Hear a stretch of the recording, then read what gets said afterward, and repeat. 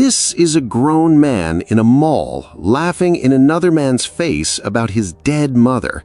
Officers responded to reports of a shooting at this home on Northwest 30th Way near 21st Street and found a woman in the front seat of a van in her own driveway. And this is that same man's own mother shot dead in a van in her own driveway. One beef, and both their mamas ended up in the ground. Hey, boy, fuck it. Nightmare stories. Ooh, bitch. Hey, I got my nigga motherfucking Highway Ray. I got my nigga Highway Ray and Psycho Bob. Bitch, they chilling. At my nigga Ray High, they chilling, vibing. I got them boys end up leaving high. All right, bitch, let's go take care of a little business. Them boys end up leaving. Psycho and Ray slide. Ray's daughter must be sent a message to him like, my dad just left. You can come over now. Them boys fucked around and seen that shit.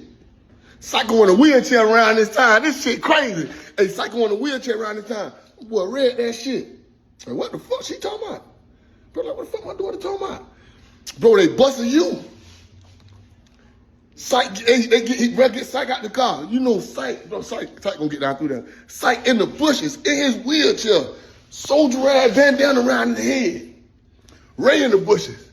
They saying, hey, bro, I swear to God, if this a grown man, we finna ass out. If it's a grown man, it's out of there. We ain't playing with no grown man. She done suck that message, Them boys in the bushes high. 30 minutes go past, 45 minutes go past. The boy, wait, Psych in the wheelchair sitting down in the corner of the bushes. And wait, all of a sudden, my nigga Ray get a text message. Dad, you're no fun. It was a prank. You didn't even respond. Look at the message in the bushes. Prank? You thought it was a motherfucking prank? We outside. Them boys in the bushes. I'm down, niece, I love you. You ain't know this. Now you know. You thought we didn't want to respond. It was a prank. Oh, and motherfucking your daddy was in the bushes. Waiting to see if this was a grown-ass man. We finna kill this nigga. Nightmare story. Who ready? It's why I like cat. I like to fuck outside. Give a fuck about your culture or your tribe. So how did it ever come to this? To understand how two innocent women ended up dead, you first have to understand the two men at the center of it, because in Broward County, Florida, where you from is everything. On one side, you got a rapper named Psycho Bob, whose real name is Tristan Johnson. He came out of Dania Beach, a small, tight little area that is barely 13 streets long, and he runs with a gang that called itself On Sight. That name tells you the whole mood, because on sight means you do not wait and talk, you handle it the second you lay eyes on the man. Psycho Bob is also tied real close to Kodak Black, one of the biggest rappers to ever come out of that area, and that gave him a name and reach most street dudes never get. On the other side, you got HMT Trey, real name Trayvon Key. He came out of the Hollywood and Liberia section, which is a bigger and more crowded part of the county, and he runs a gang known as DHB, also called Grand Mafia.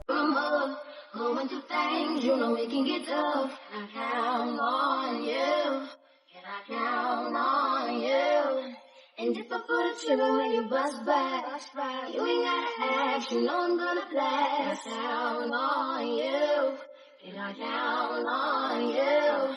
It's the same kind of setup as Psycho's, just a different flag. He raps, he leads, and his people move when he says move.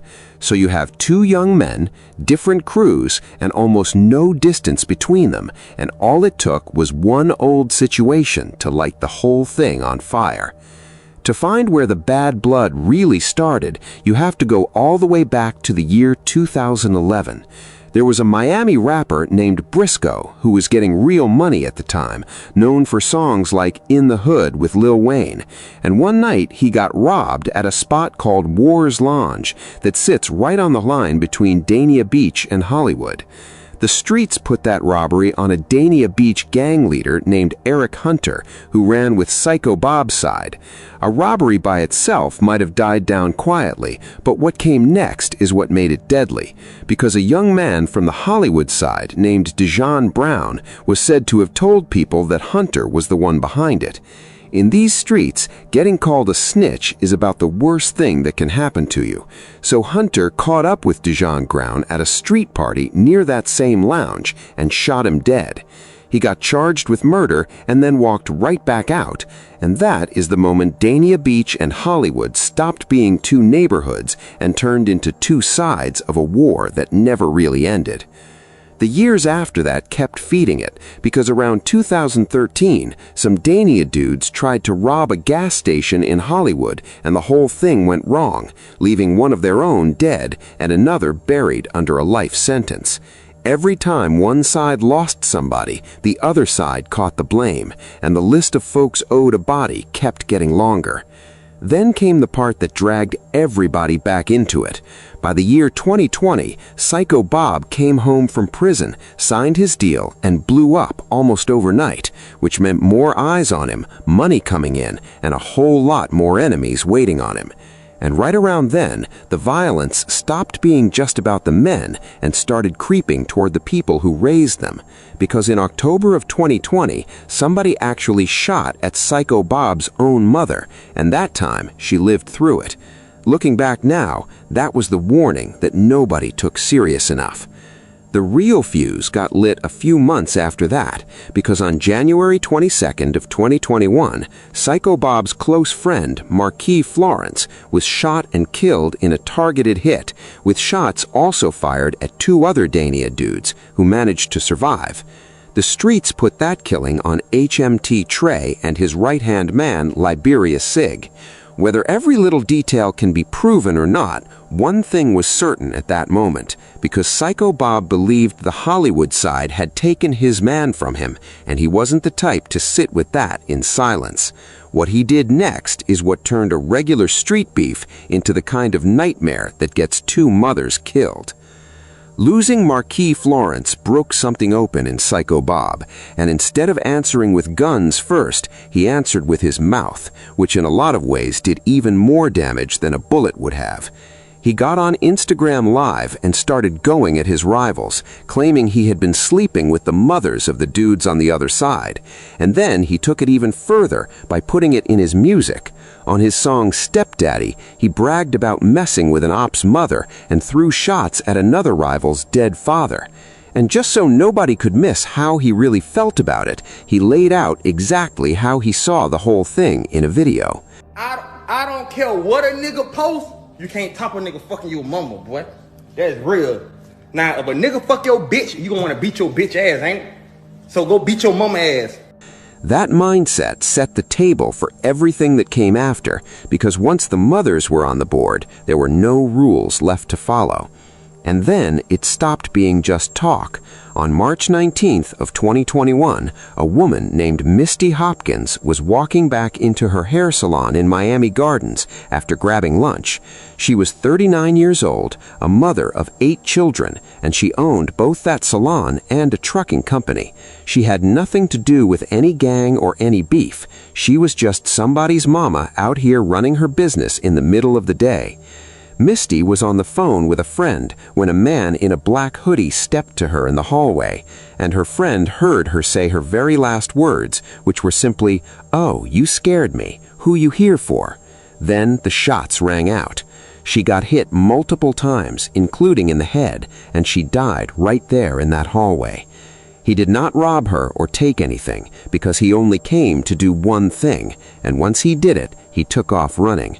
And the woman he left dead was the mother of HMT Trey, and that's how you know the line had been crossed for good. So how did Psycho Bob's side treat the news that this woman was dead? Not with any kind of silence or respect. A little while later, the two sides ran into each other at a mall, and instead of letting it rest, Psycho Bob walked right up and threw that woman's murder in HMT Trey's face.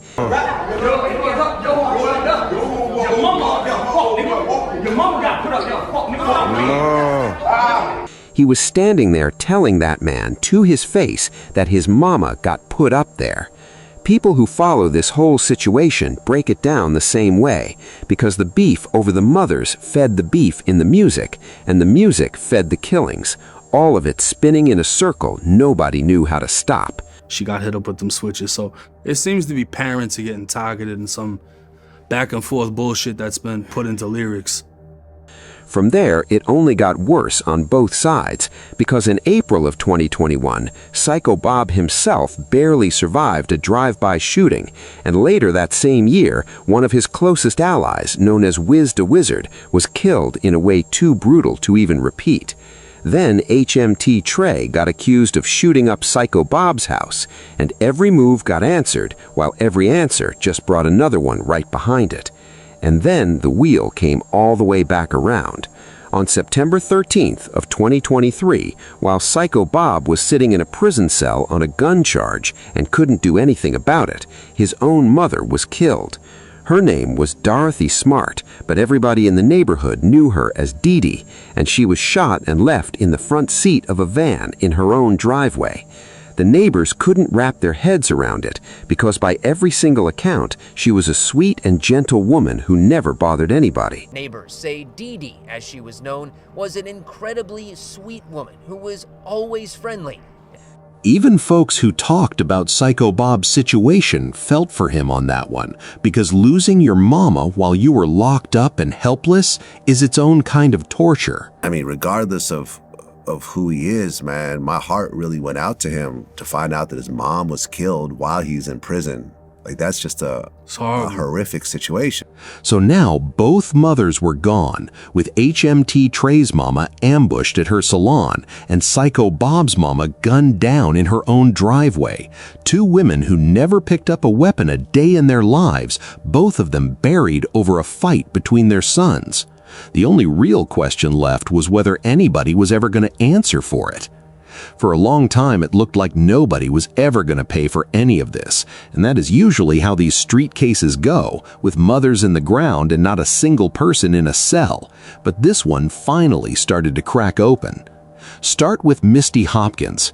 After she was murdered, Miami Gardens police spent more than a year working the case off tips from the community, even putting up a reward of $5,000 for anybody with information, and that grind finally paid off.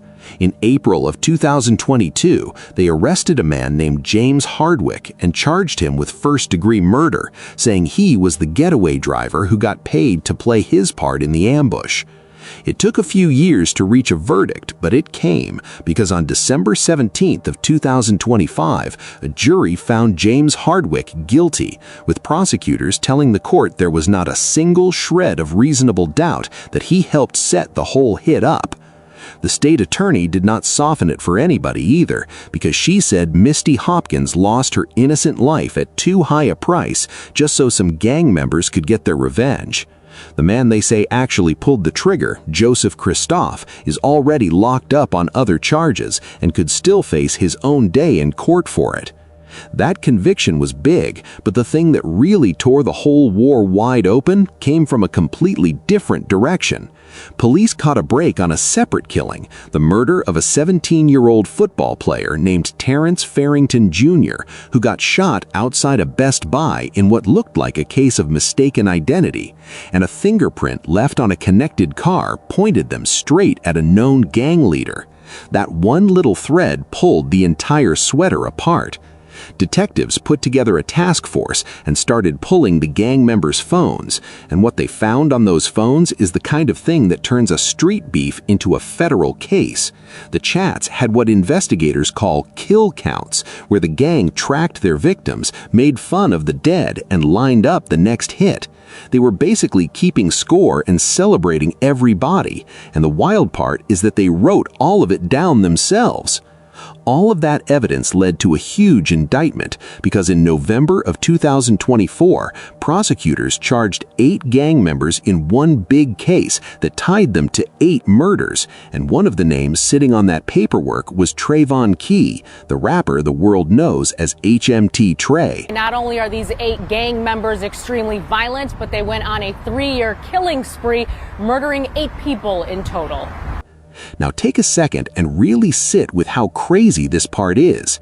HMT Trey, the same man whose mother, Misty Hopkins, got ambushed and killed, is himself charged in connection with the murder of Dorothy Smart, who was Psycho Bob's mother. So the man who lost his own mama to this war is now accused of helping take the other man's mama in return. And that tells you just how deep this hole got dug, because both sides ended up doing the exact same evil to the exact same kind of innocent woman. And the streets felt the karma in it long before any court did, because a whole lot of people pointed right back to that mall video where Psycho Bob stood there laughing about a dead mother and then watched his own mother die the very same way. Children of the corn. What mama do? Y'all go, you can't make me believe. A couple years ago, he made fun of a nigga mama getting killed. So his mama got killed, and karma done that. If you want to understand how somebody ends up dead over an accusation in this world, you do not have to look far, because the same thing was playing out around Psycho Bob while he sat in that cell. Right after his mother got killed, people started trying to pin a snitch label on him from the inside, and around that same time, another rapper locked up near him, an Orlando artist named 9Lock9, ended up stabbed over the exact same kind of allegation. I mean, what's even worse is right after that, somebody tried to put snitching allegations on him. Okay. While he's in prison. Huh. Right after another rapper that he's in prison with just got stabbed. So I don't know if you're familiar with Glock 9, the Orlando rapper. Yeah, I interviewed him before. So Glock 9 just got stabbed by some people at the prison here he's at because of some allegations. Has this been announced, the stabbing? A fight was announced.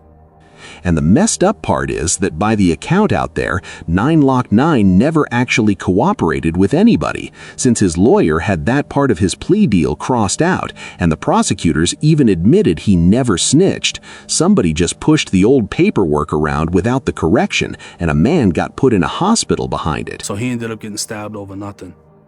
That's the same exact engine that started all of this back in 2011 when Dijon Brown got killed over a snitch accusation, and it's the same poison that kept it running for more than a decade.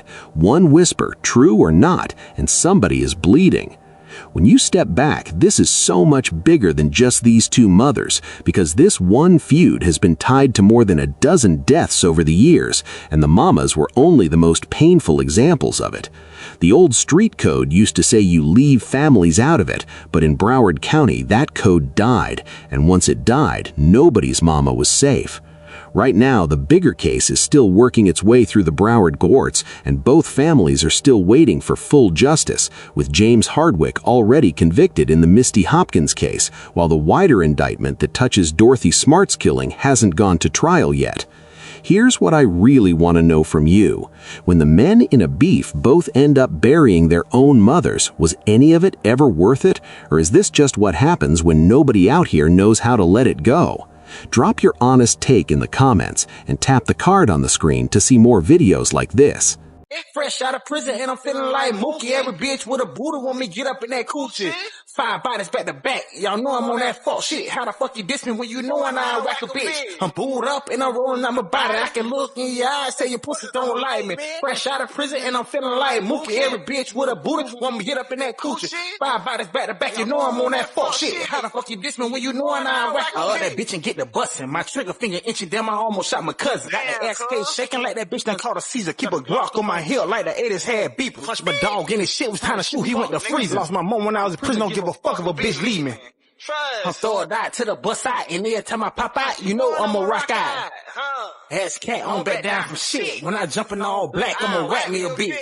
I'm booed up and I'm trying to get my dicks up. You on red carpet, let me see her, she gon' let me fuck.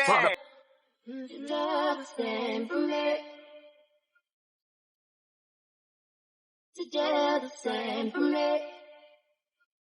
Would you do the same for me? Would you do the same for me? 'Cause baby, you gotta be ready. Living in flex style, I say, baby, you gotta protect me. Ooh, cause it gets so wild. On my side, will you ride?